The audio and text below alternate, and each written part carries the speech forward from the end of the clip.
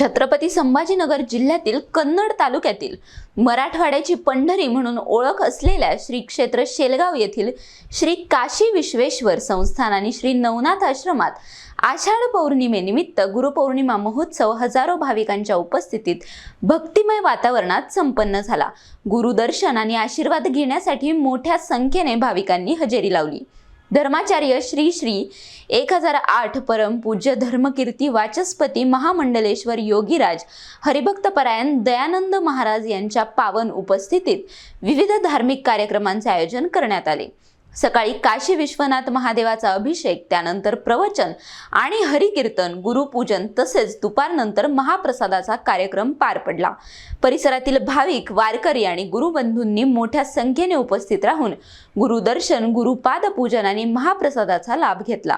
संपूर्ण परिसर भक्तिमय वातावरणाने भारावून गेला। घेन मी जन्म यासाठी देवा, तुझे चरण सेवा साधावया। नामाचं कीर्तन, संताचे पूजन, घाली लोटांगण महाद्वारी।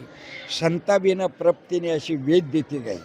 माझे गुरु रामचंद्र महाराज, मनुष्याचा उद्धार होण्याचा हा जे यासापासूनही परंपरा आलेली गुरु परंपरा, माझे सद्गुरू रामचंद्र महाराज जैसा मी समजता बसलो बरं का, त्यांचे ख्याती आणि तत्व राहतात। ज्या टायमाला समज एखादा व्यक्ती असते आणि त्याला जर कधी त्या डोंगरातून पलीकडे एखाद्या बाईला जायचं, त्या टायमाला तिला साथीदार लागत्या।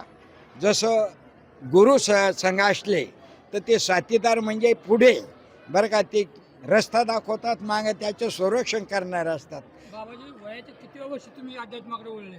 मला आता 55 म्हणजे 21 वर्ष झाले।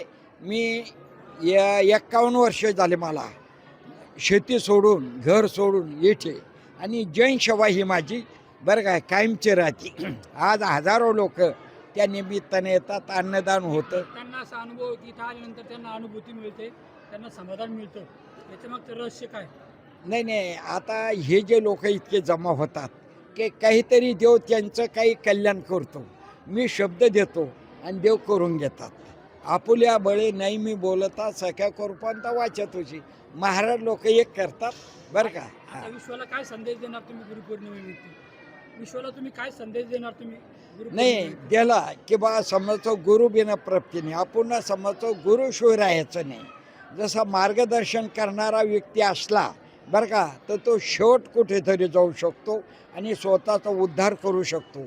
अशा ज्या प्रसंगामध्ये माझे जितके भक्त लोक नाशिक, निफाड, नांदेड, परभणी किंवा खानदेश, लांब लांबमधून 7 जिल्ह्यातून बरं का लोक येतात, आणि त्यांना मी एकच सांगतो की परमेश्वर कृपेना आपण भक्ती मार्ग करा। ज्या मनुष्यानं भक्ती केली तो मनुष्य वाया जात नाही बरं का। अशा ज्या प्रसंगामध्ये इथे आता तुम्ही पाहिलं हजारो लोक आहे बरं का, आणि कोणी या आणि अन्नदान, ब्रह्मचार्य, संत संगदैवी गुण आणि शुद्ध अन्न वापरल्याच्या नंतर काय खायचं नाही काय प्यायचे याचे विचार करा। मनुष्याला समजा म्हणून उद्धारण्याचा खेळ जागा जी असेल तर संताच्या सहवासातच होते। म्हणून या ठिकाणी आल्याच्या नंतर सगळे बरं का लोक एका तत्वात राहतात, नियमात राहतात बरं का। साधारण जरी मुलं असले बरं का तत्वामध्ये, इथे संप्रदाय बरेचसे मुलं आहे, तुम्हाला चिट सापडणार नाही आणि कुठे गोंधळ नाही। आता तरुणांना काय संदेश देणार तुम्ही? नाही, तरुणाला मी एकच संदेश देणार की पहिले आपण शिक्षण शिका, मार्गदर्शन घ्या आणि नंतर गुरुच्या सहवासात राहा। शिक्षण घेतल्याशिवाय मार्गदर्शन होऊ शकत नाही बरं का, म्हणून गुरुचं मार्गदर्शन नंतर होईल बरं का, पण पहिले शिका आणि तत्वाच्या आणि गुरुच्या सहवासाचा म्हणजे उद्धार होईल बरोबर। अशा ज्या प्रसंगामध्ये म्हणून आपलं एक ही परंपरा कायमची राहा आणि मला जनतेची सेवा व्हावं इतकेच मागतो। पुढील कार्यक्रमात सुरुवात होतो। आज गुरुपौर्णिमा निमित्त धर्माचार्य 1008 महामंडलेश्वर योगीराज दयानंद महाराज शेलगाव या ठिकाणी आश्रमामध्ये आज गुरुपौर्णिमेनिमित्त काय काय कार्यक्रम घेतले आणि तुम्ही कुठून आलो? आम्ही पिशोरून आलेलो आहे। आमचे 40 वर्षापासून बाबाशीचे संवाद झालेला आहे।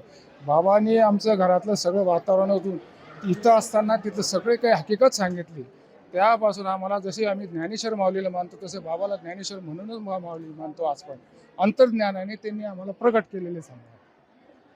तुम्ही किती वर्षापासून या ठिकाणी येतात? 40 वर्षापासून. एकट्याने या. हो. आज काय काय कार्यक्रम या ठिकाणी झाले? आजचा म्हणजे आज गुरुपौर्णिमेचा कार्यक्रम झाला, सप्तपदी झाली, आपल्या पंक्ती झाल्या, आपल्या पूजा झाली. तुमचं नाव सांगा. लक्ष्मण मुकुंदा चौधरी, किशोर.